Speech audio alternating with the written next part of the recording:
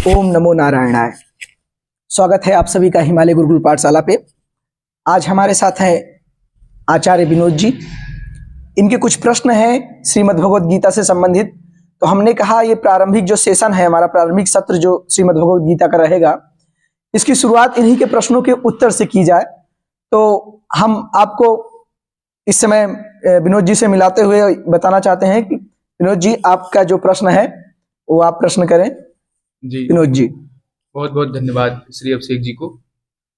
आज का ये जो गुरुकुल ऑनलाइन पाठशाला हमारी चलने वाली है, उसका जो पहला सत्र है और इस पहले सत्र का उद्देश्य है श्रीमद् भगवद गीता के संदर्भ में कुछ जो बुनियादी जानकारी है वो जानकारी प्राप्त करना।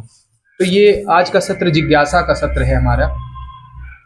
तो पहला आचार्य जी, आपसे मेरा एक प्रश्न ये है जी कि ये जो श्रीमद् भगवद गीता है जी, कई बार मैंने बहुत सारे लोगों से यह कहते सुना है कि वो ये बात स्पष्ट नहीं कर पाते हैं कि श्रीमद् भगवद गीता और महाभारत दोनों को एक जैसा वो लोगों के सामने रखते हैं। तो क्या दोनों एक है कि दोनों अलग अलग ग्रंथ हैं? जी देखिए, इसके बारे में मैं आपको बताना चाहता हूँ। दुनिया में और बहुत सारे ग्रंथ हैं, कुरान, बाइबिल और भी बहुत सारे किसी व्यक्ति विशेष को प्राप्त ग्रंथ हैं या किसी वो स्वतंत्र रूप से स्थापित ग्रंथ है। पर गीता जो है स्वतंत्र ग्रंथ नहीं है, अपने आप में एक अलग ग्रंथ नहीं है। ये महाभारत जो भगवान वेदव्यास जी द्वारा रचित एक बहुत बड़ा महाकाव्य है संस्कृत साहित्य का, उसके बीच में ये उद्धृत किया गया है। महाभारत के भीष्म पर्व के 23वें अध्याय से 40वें अध्याय के बीच का ये उपाख्यान है, जो संजय और धृतराष्ट्र के बीच संवाद से प्रारंभ होकर के भगवान श्री कृष्ण और अर्जुन के बीच का संवाद मध्य में है। उसी से संबंधित ये ग्रंथ है। तो मैं इसे कहूंगा कि ये स्वतंत्र रूप से कोई ग्रंथ नहीं है, अलग से महाभारत का ही एक अंग है। इसलिए ये कहा जाएगा कि ये महाभारत ही है। श्रीमद् भगवद गीता महाभारत का एक सार तत्व है जी। तो मतलब हम ये स्पष्ट रूप से जान लें जी कि जो भगवद गीता है वो महाभारत के दौरान जो बहुत सारी घटनाएं हो रही हैं, उन्हीं घटनाओं के बीच में भगवान योगेश्वर श्री कृष्ण के द्वारा कहा गया ये ग्रंथ है जी। तो आचार्य जी, दूसरा ये प्रश्न ये है कि वैसे तो मैंने सुन रखा है कि जो महाभारत उसमें कई हजार श्लोक हैं, तो जो भगवद गीता है इसमें कितने श्लोक हैं, ये कितने देखिए, हाँ, श्रीमद् भगवद गीता जो है इसमें 700 श्लोक का संकलन किया गया है। आपको बताते चलें कि थोड़ा सा महाभारत पहले जो ऐसे कई हजार साल पहले महाभारत प्रचलित तो बहुत था, पर श्रीमद् भगवद गीता को प्रचलन में लाने वाले सबसे बड़े आचार्य हैं शंकराचार्य जी। उन्होंने इसके पहले भी श्रीमद् भगवद गीता पर भाष्य लिखा गया था, पर आचार्य शंकर ने भाष्य लिखा और भाष्य लिख करके इसे जन सामान्य तक श्रीमद् भगवद गीता को पहुंचाया। उसी का परिणाम रहा कि आज हमें श्रीमद् भगवद गीता एक अलग ग्रंथ के रूप में, एक अलग पुस्तक के रूप में मिलती है, महाभारत से अलग। और इसमें 700 श्लोक हैं। आप जब उत्तर भारत में देखेंगे तो उत्तर भारत के जितने भी प्रेस से प्रकाशित श्रीमद् भगवद गीता है उसमें आपको 700 श्लोक मिलेंगे। लेकिन दक्षिण भारत में आप जाएंगे, डॉक्टर सर्वपल्ली राधाकृष्णन को पढ़ेंगे, श्री अरविंद घोष को पढ़ेंगे, तो इनके गीता में 701 श्लोक है। एक श्लोक इन्होंने अर्जुन उवाच करके 13वें अध्याय में बढ़ा दिया है। पर चूंकि पूरे विश्व में ये प्रमाणित है, पूरे विश्व में ये मान्यता है कि 700 श्लोक ही श्रीमद् भगवद गीता में है, तो ये दो लोग भी, डॉक्टर सर्वपल्ली राधाकृष्णन और श्री अरविंद, ये दोनों लोग भी ये मानते हैं कि 700 श्लोक ही श्रीमद् भगवद गीता में है। अगला प्रश्न आपसे ये है कि जैसे जो कोई ग्रंथ लिखा जाता है या जो कोई महाकाव्य लिखा जाता है या कोई जब कोई बड़ी पुस्तक लिखी जाती है तो उसमें कुछ लोगों की चर्चा होती है या कुछ लोग प्रश्न का जवाब दे रहे होते हैं या कोई नायक होता है, कोई उसका प्रमुख पात्र होता है। जैसे रामचरितमानस में भगवान राम है, माँ जानकी हैं, हनुमान जी महाराज है, तो इन सब की चर्चा है। तो भगवद गीता में कुछ पात्र हैं जो इन बातों पर चर्चा करते हैं। ये हम भगवद गीता में हम क्या चीज, किन किन के बीच का संवाद चल रहा होता है जो उसमें संकलित किया गया है? देखिए, भगवद गीता जो है वो धृतराष्ट्र उवाच से प्रारंभ होता है और संजय उवाच पे समाप्त होता है।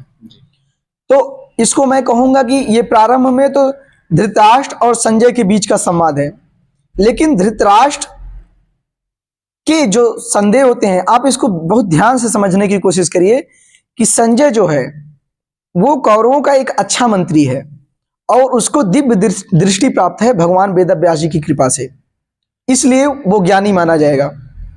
और भगवान श्री कृष्ण स्वयं भगवान है, उन्हें वो सर्वज्ञ हैं, उन्हें हर चीज का ज्ञान, युद्ध कौशल का भी ज्ञान है, वेद शास्त्रों का भी अच्छा ज्ञान है, हर चीज का उन्हें अच्छा ज्ञान है।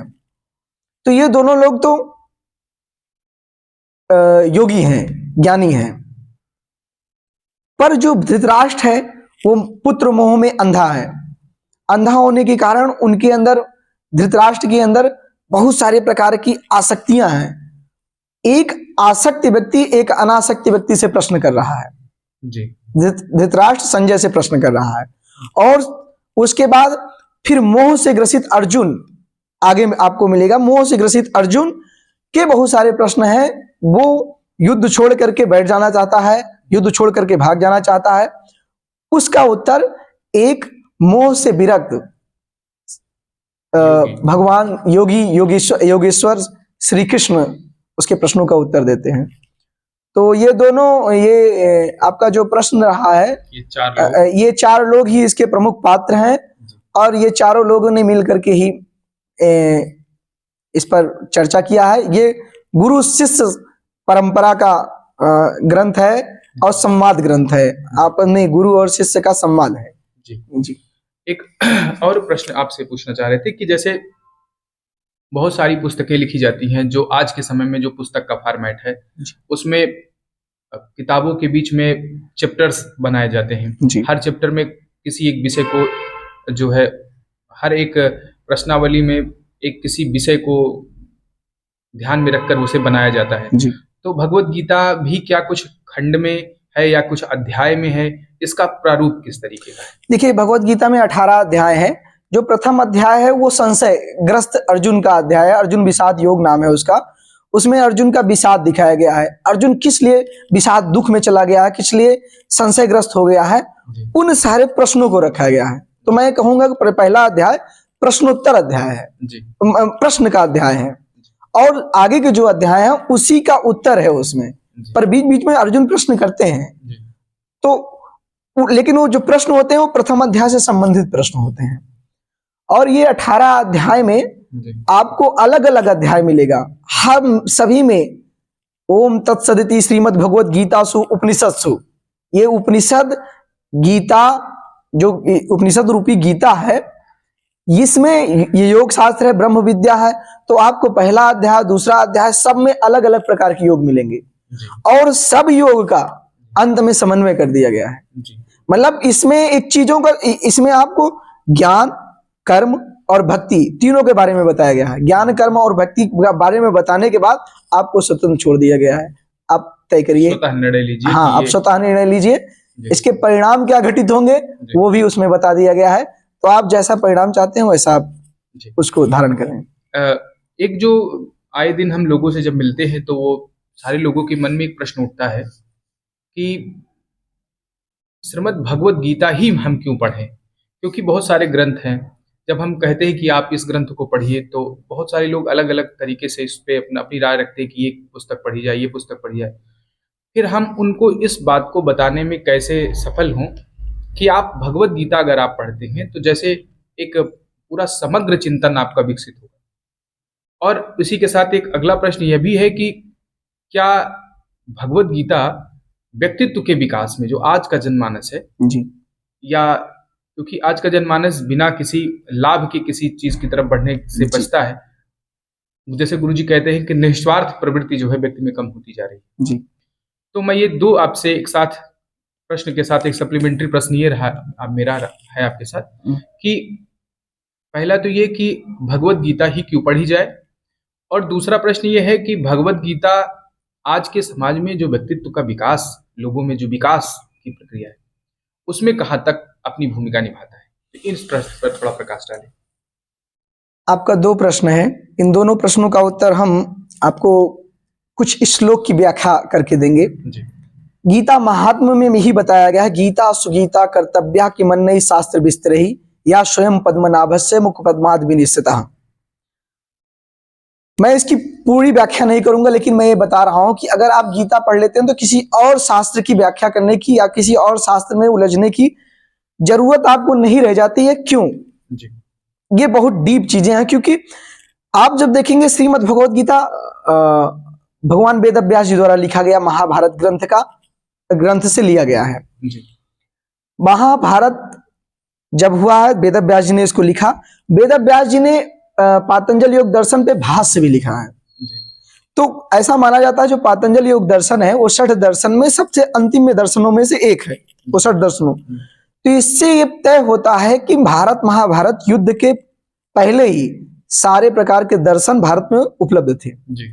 हर प्रकार के लगभग संप्रदाय भारत में उपलब्ध थे। जी। पर उनमें आपस में कुछ द्वंद्व था।